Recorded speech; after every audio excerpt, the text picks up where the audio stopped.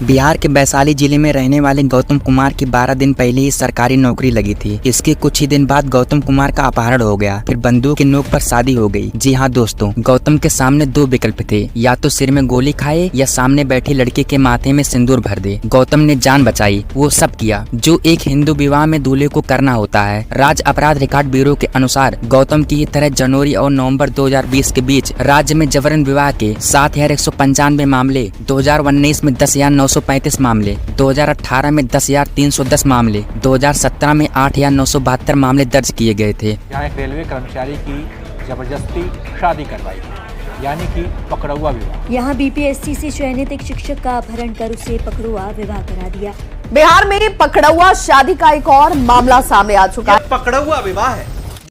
लड़की वाले परिवार ऐसा दामाद चाहते हैं जो पढ़ा लिखा हो, नौकरी करता हो, भविष्य सुरक्षित हो। बिहार में ऐसे लड़कों की कमी है, इसलिए दहेज खूब मांगा जाता है। कुछ परिवारों को दहेज चुकाने से बेहतर अपहरण लगता है और उन्हें मनचाहा दामाद मिल जाता है। जबरन ब्याह का चलन बिहार में 70 के दशक में पनपा। 80 और 90 के दशक में तो यह कुप्रथा पूरे बिहार में चरम पर थी। मगध और मिथिलांचल क्षेत्र में तो पूरी इंडस्ट्री चलने लगी। 1990 के दशक में बिहार में जबरन ब्याह इतने बड़े पैमाने पे होता था कि 2010 में उन पर एक फिल्म अंतर्द्वंद बनाई गई। फिल्म ने राष्ट्रीय पुरस्कार भी जीता। क्या आपने कभी ऐसी शादी देखी है जिसमें दूल्हा फेरे लेने से पहले खूब रो रहा हो? एक इंजीनियर की शादी हो रही थी और शादी के दौरान इंजीनियर रोता रहा और कहता रहा, इस शादी से अच्छा मुझे मार दो। इंजीनियर का नाम विनोद कुमार है और वो इसी वजह से रो रहा है। विनोद कुमार के दोस्त ने उन्हें अगवा करने में मदद की और बाद में बंदूक की नोक पर उनकी शादी करा दी गई। लेकिन विनोद कुमार और गौतम अकेले नहीं है। बिहार में हर साल ऐसे लड़कों को अगवा करके 8 से 10,000 शादी कराई जाती है। इसे बंदी विवाह कहा जाता है। बिहार में ऐसी शादियां आम है, कुछ खास जिलों में काफी प्रचलित है। डॉक्टर को जानवरों के इलाज के लिए बुलाया गया और वहीं से उसे अगवा कर बंदूक की नोक पर उसकी शादी करा दी गई। गौतम कुमार का साल 2023 में बीपीएससी में टीचर के लिए सिलेक्शन हुआ था। गौतम की नियुक्ति गाँव के पास विद्यालय में हुई। सरकारी नौकरी गौतम के गले की फांस बन गई। इधर गौतम बच्चों को पढ़ाता, उधर गौतम के अपहरण की तैयारी होने लगी। हर दिन की तरह 30 नवंबर को भी वो स्कूल पहुंचा। दोपहर में 2 लोग आए और स्कूल से खींचकर गेट के बाहर लगी बोलेरो में बैठाने लगे। बोलेरो में पहले से सवार लोगों के पास पिस्टल थी और गौतम को जबरन पीटकर बोलेरो में लाद देते हैं। सब कुछ फिल्मी स्टाइल में हुआ। स्कूल के सभी टीचर देखते रह गए और बदमाश गौतम को लेकर चले गए। इस घटना से गौतम के परिवार वालों के साथ क्षेत्र के लोगों ने अपने पास के हाईवे को 2 बार जाम किया। गाँव वालों ने पुलिस पर मिलीभगत का आरोप लगाया। घटना के लगभग 26 घंटे बाद गौतम कैमरे के सामने आया और अपहरण की पूरी कहानी सुनाई। गौतम के मुताबिक उन्हें स्कूल से जबरन ले जाया गया और शादी करा दी गई। इसके लिए उन्हें खूब मारा पीटा गया, पिस्टल से डराया गया। स्कूल से उन्हें हथियार के बल पर जंदाहा ले जाया गया। वहाँ मार पीट कर राजेश राय की बेटी चांदनी से जबरन शादी करा दी गई। फिर अगले दिन मैसूर थाने में छोड़ दिया गया। गौतम का कहना था कि घटना से इमेज खराब हुई है, वह लड़की को साथ रखने को तैयार नहीं है। स्कूल लड़की के घर के पास है, इसलिए बार बार धमकी मिल रही है और दोबारा अपहरण या किसी घटना की आशंका है। हालांकि पुलिस ने इस मामले में केस दर्ज करते हुए लड़की के चाचा ब्रजभूषण प्रसाद को जेल भेज दिया। घर के अन्य सदस्य फरार हैं। बिहार के पकड़ुआ विवाह के पीछे काबिल युवाओं की कमी तो है ही, दहेज भी बड़ी वजह है। देश के सबसे पिछड़े राज्य में अधिकतर परिवारों की हालात ऐसे नहीं है कि वे दहेज दे सकें। लड़की सुंदर भी होनी चाहिए, तभी लड़की और उसके परिवार को पसंद आएगी। बिहार में दूल्हों का बाजार लगता है। डॉक्टर, इंजीनियर, बैंक अफसर के लिए करोड़ों रुपए दहेज दिए जाते हैं। पकड़ुआ विवाह के मामले में प्रेम प्रसंग की बात भी सामने आई है। लड़का जानता है कि उसके माँ बाप बिना दहेज नहीं मानेंगे। वह लड़की के परिवार से कहता है कि जबरन शादी करा दे ताकि सांप भी मर जाए और लाठी भी न टूटे। हालांकि ऐसा कमी देखने को मिलता है। पहले बिहार में इस तरह की शादियां असंरचित तरीके से शुरू हुई थी, लेकिन अब कुछ गिरोह ने इसे एक उचित व्यवसाय मॉडल बना लिया है और ये गिरोह अपहरण से लेकर विवाह आयोजित करने का ठेका लेते हैं। सरकारी नौकरी पाने वाला हो या फिर उसकी तैयारी करने वाला एथलीट, बिहार में इन गिरोह का इतना खौफ है कि लोग अपने लड़कियों को अकेले घर से बाहर भेजने से डरते हैं। यहाँ अपहरणकर्ता अच्छी खासी रकम लेकर पहले लड़कियों को बंदूक के बल पर अगवा कर लेता है, शादी के नाम पर उसे मना लेता है और शादी के बाद ये भी सुनिश्चित कर लेता है कि लड़का लड़के साथ रहें। लेकिन सबसे मजेदार बात यह है कि ये सब करने के लिए इन गिरोह को पैसा दिए जाते हैं।